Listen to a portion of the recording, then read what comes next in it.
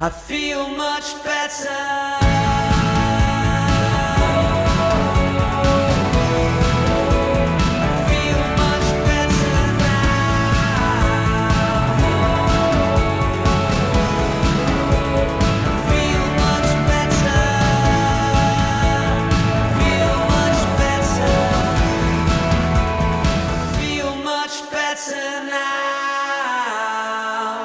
Welcome to People Who Inspire. I'm your host, Mary Drelizak. With me today is Will Breman, a Santa Barbara-based soul musician who is a semi-finalist on NBC's The Voice on Coach John Legend's team.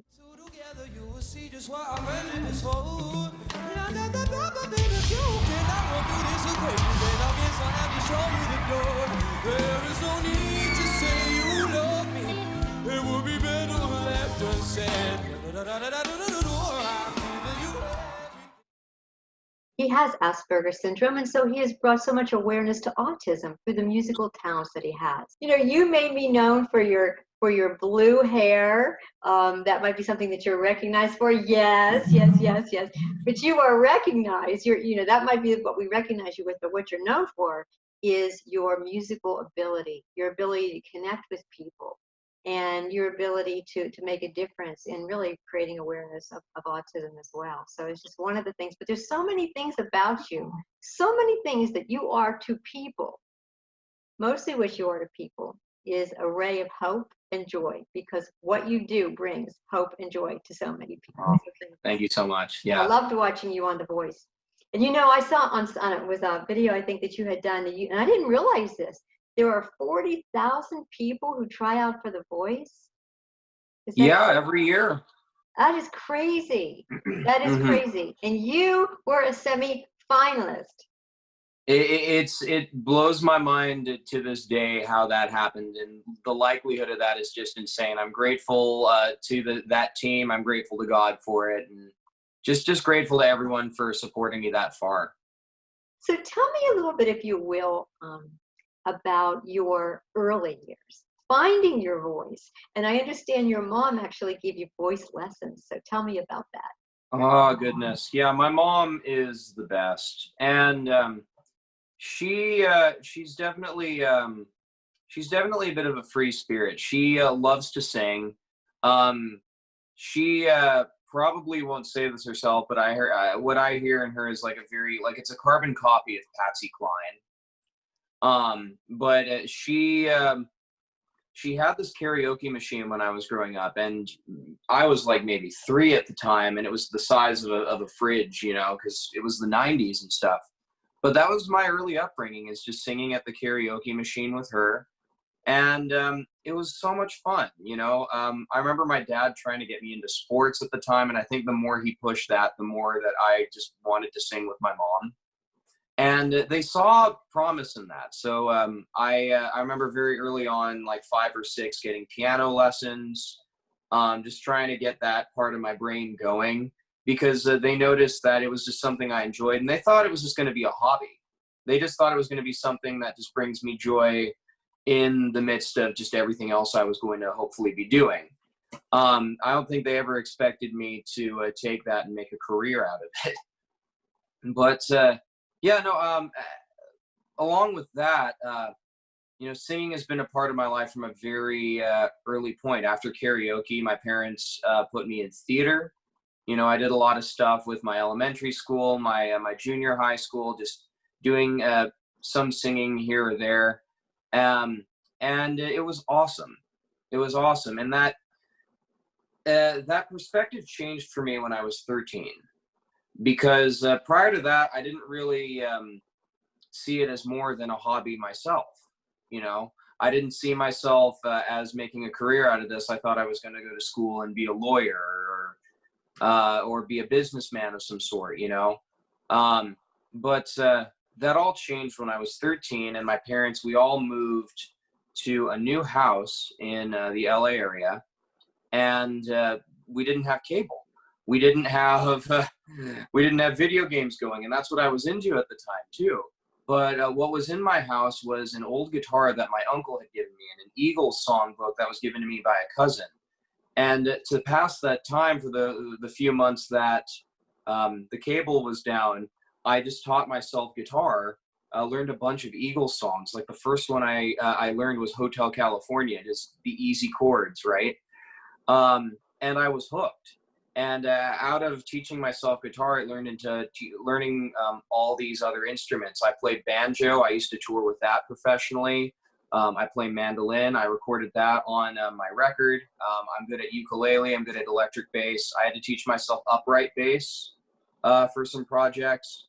Basically anything with strings and frets on it.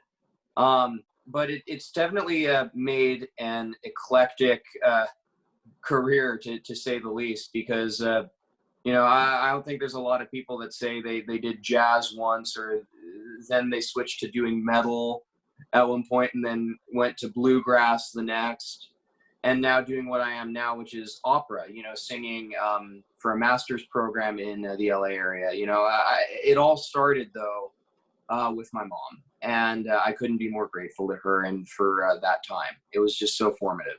Wow, what a great bonding experience with your mom too as well.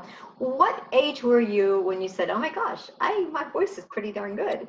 When did that happen? That you realized, and it's all, you have all these instruments that you've mastered, but that voice too. Like, when did you know you were so good at it?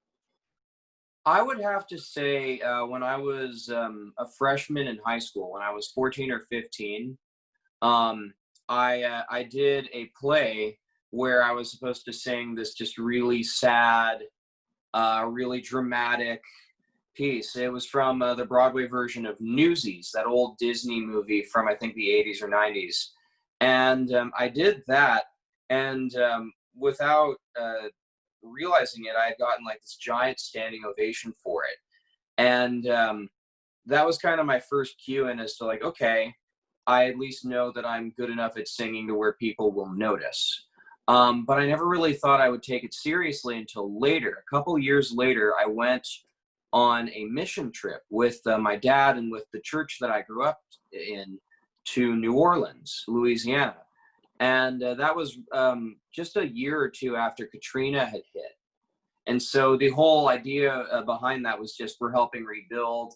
And me being 14 or 15, that just looks like taking one bag of concrete from one truck to another truck. It's not like we're doing a lot. But in the off time, my dad and I, we snuck out and we went to Preservation Hall, which is this jazz club. It's a storied jazz club in New Orleans. Louis Armstrong, I think, was part of the house band at some point there. So many big jazz cats came through that club. And of course, the Preservation Hall band now is just so world renowned. It defines kind of the New Orleans sound, right? That we know of. And I remember going in there and sitting in the front row, and they didn't have chairs. So I was just sitting cross-legged in the front row watching these 5 jazz musicians play. And I felt emotions during that I just never felt before with music. It was very much a visceral experience. It was something where like I was laughing at parts that I didn't know why and crying at parts that I didn't know why. It was such an emotional moment. And I left that in the back of my head because I don't think 15-year-old Will would be this articulate, But I remember in the back of my head thinking, I want to recreate that. I want to do that for a living. I want to do that for a living. And ever since, I've done a bunch of crazy, eclectic gigs for sure. It ultimately led to me doing music full time. It sounds like your experiences have evolved you as an artist. Evolved you in the types of music that you. Mm-hmm. I mean, you're talking from opera to jazz to soul to just about anything really. So can you speak to that just for a second? Your how you've evolved through that. Would that be right about your experiences kind of leading you to the next thing? Yeah, I would say so.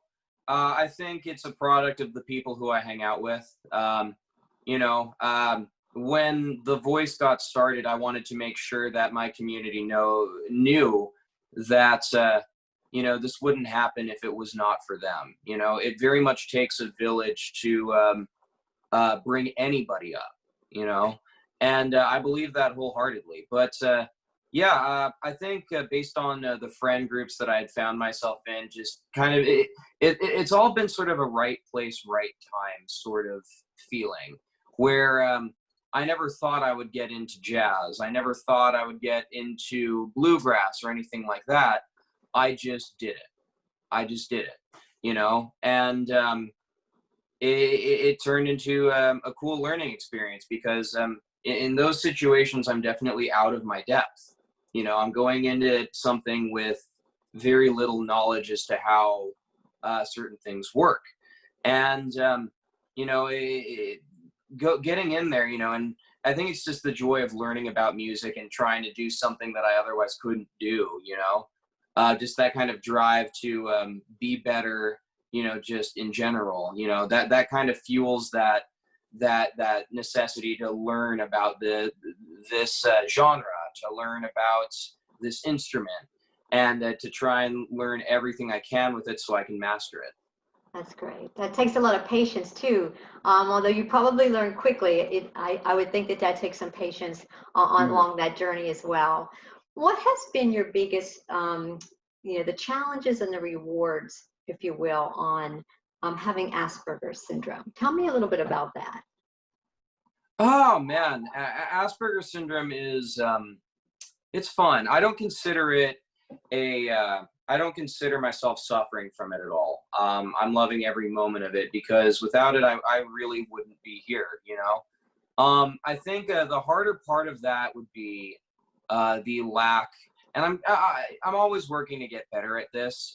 A lot of people who are on the spectrum who are about as high functioning as I can be, can get very good at faking it till we make it in a sense, you know, and I did a lot of that on the show just to kind of function, right?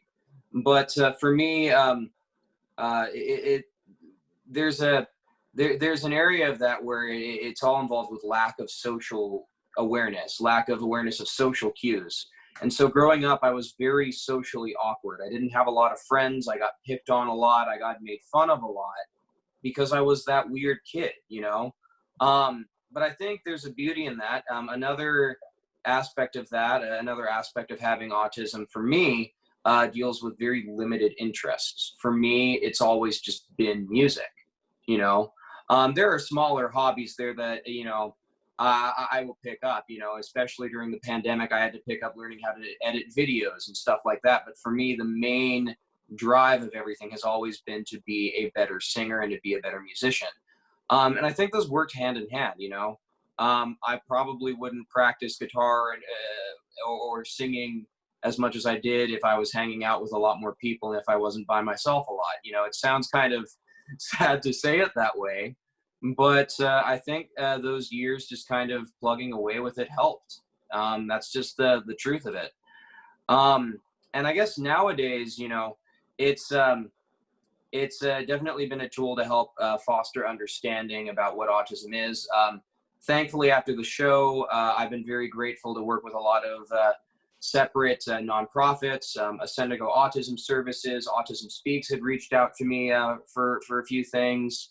And just trying to raise that awareness and just try to be another voice as to, you know, how big the spectrum is and how people on the spectrum are capable of just doing amazing things. It has certainly been those blessings, and you've certainly risen above and any obstacles, and really doesn't sound like there are obstacles because you're all in. It sounds like you're all in with this. Tell me about the messages that in your songwriting that you want to convey. I think altogether, because I write as any writer should, you know, I invoke a lot of personal experience into my writing. I think there's just no way around it. But I think at the end of the day, how I want to differentiate myself is to write honest lyrics, is to write something that is honest, is authentic, and represents who I am as a person and what my experiences are. And hopefully through that, people can relate to that and find sort of a solidarity in that. What inspires you? Like when you're writing, is it just something that you're going through at the time? What creates the song? How's it start? I mean, for me, there's two sides of my brain. There's one side that hears melodies and just records them into my phone for later use. I have this whole folder on my phone with like a bunch of different melodies that I come up with. But on the other end of things, I like to write on a concept. I like to write about something. I like to write on a particular topic. And I try to make that kind of specific. You know, for example, if I'm going to write about love, and love, you can write forever on it. It's been written over and over again through millennia, right? But for me, you know, a lot of writing for me has been centered on kind of the awkwardness around it, especially as someone like me who, it was fun because I was on The Voice, and at one point John Legend asked me to be more flirty. And I can't do that. I don't deal in nuance. I don't get social cues. So I thought that was an amazing topic, and I wrote songs on that, you know. My song Anne Marie delves into that a little bit. My song Quiet delves definitely into that a bit.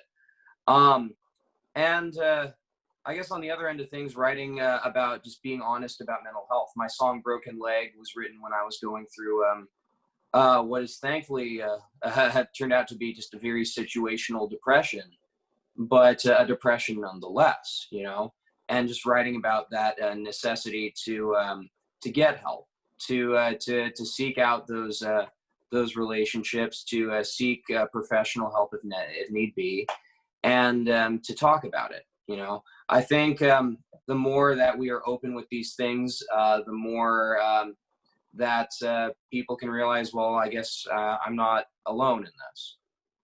Very good. Your words and your songs are so meaningful.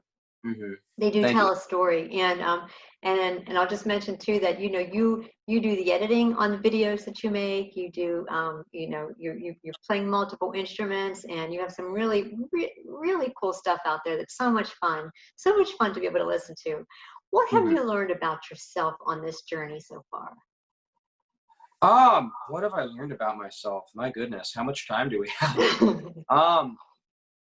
I learned that there's no such thing as a boundary.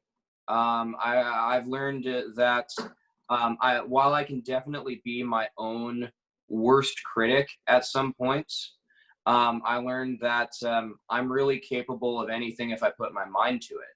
You know, a lot of going through the music business, and there's a lot more to this because I would be remiss if I just didn't say that. You know, there's just a lot more politicking. There's a lot more networking that goes on than just working hard, continuing to work at your talent, and continuing to just put out good material, you know. But you know, the fact that I know that and I'm capable of that is a lot. It says a lot, you know. That's already 99% of the way there. Awesome. What projects are you working on now? Well, thanks to the pandemic, I was going to be supplementing a lot of this year and working off of my time on The Voice with a lot of touring. I'm dual citizen. I'm Canadian, and so it would have been a whole U.S.-Canada tour.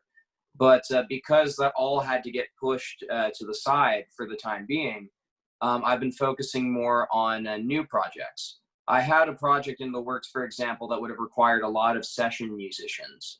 But because it's just impossible to get a room like that where everyone can socially distance, I figured we would wait on that project until later. So now it's been a lot of fun because I'm writing in a style that I think John would be proud of and that he advised me to try writing in. And it's leading to really cool, really introspective music. When you compare yourself as an entertainer or a musician before John is coaching and now, how do you compare? Who are you now compared to who you were before you had this amazing experience? Well, I mean, in regard to John, you know, prior to the show, I saw him as this giant influence in my head. someone who's just a renaissance man, great at acting, producing, making music, all of these great things, you know, and just such an infectious personality on top of that. And having worked with him a ton, having gleaned a lot of insight from him, I'm proud, you know, he's still all those things, but now I can also add friend to that, friend and mentor to that, which is awesome. You know, I came out of this, you know, going into it, there's always, again, that nagging self-critic in the back of my head that feels a lot of imposter syndrome. Like, how did I get here in the midst of 40,000 other applicants? You know, how am I one of 8 people out of 40,000 to make it to this point? That critic has since shut up and moved out because you know, there's no excuse to have that anymore. There just isn't, you know. If I can make it that far, then I'm capable of whatever I really set my mind to. That's awesome. And you have what's called the Blue Crew. So tell me about the Blue Crew. Oh man, the Blue Crew is a lot of fun. I named it after my hair, which it's fading, you know. I might dye it another color soon, which is fine. But the Blue Crew by itself, you know, I didn't think about it until one of my dear friends reminded me that through companies like Autism Speaks, for example, who have done Light It Up Blue, that blue, similar to how breast cancer awareness is symbolized by the color pink, autism awareness has been symbolized, at least by these companies, by the color blue. And so when I heard that, the Blue Crew took a whole other meaning in my head. And you know, those are my fans who are there, who aren't afraid to be themselves, who are proud of who they am, and who make the most of if they have a disability. You know, my goal for that is just to be that cool guy on TV that I wish I could look up to when I was a kid. You know, the kid that I could look up to when I found out I had autism, and could be like, hey, he's got what I got. If he's doing that, then I can do that, you know? And so the whole goal for the Blue Crew is to continue to do that. And it's been happening. I received, goodness, thousands of messages from all of my social media and on my emails and on my phone, because people find it, just from people who are so grateful for that, because it brought a new voice to the public sphere on these issues and on this whole spectrum, you know. And it's been cool. When I was touring at the end of it, you know, in January before the pandemic hit, you know, there were even kids who would come up with Blue Crew shirts. You know, there was one kid, I was in Atlanta playing with some friends, and he came up with his family, or I think she came up with with her family, and was talking about, like, I have autism, and thanks to you, I'm proud to have it. And it's just so cool to see that, you know. I never thought it would get that far, and I'm just looking forward to see where it goes. That's awesome. Well, you are very cool. Let me tell you that you really are truly making a difference. And so where can we find you? What are your social media platforms we can find you? Well, names. Yeah. Of course. Well, you can find me on my website, willbremanmusic.com. Last name spelled Breman, willbremanmusic.com. Or on any of my social media. I'm on Instagram primarily, Facebook, Twitter, SoundCloud, YouTube. All of those are under the same handle, Will Breman Music. I have music out on Spotify, Amazon, Apple Music, all of your favorite streaming services, and I have more music coming very, very soon. So guys, stay prepared. Get psyched. That is exciting. Thank you so much, Will. I'll tell you what, you really teach us so much about life, what you've been through and what you've been able to do and adjust to and to make your life as full and as rich as possible. You teach us all to rise above and to make the most of every day. So thank you for that inspiration that you are to so many people. Thank you so much for that. Thank you. Okay. Thanks so much, everybody, for watching today. Will truly is an inspiration to us. He's taught himself instruments. He's taught himself so many things, surrounded himself with people that are good for him, the good relationships. Always believed in his abilities, never stopped believing, and kept moving forward. We can do that too, no matter where we are in our life. Thanks so much for being with us.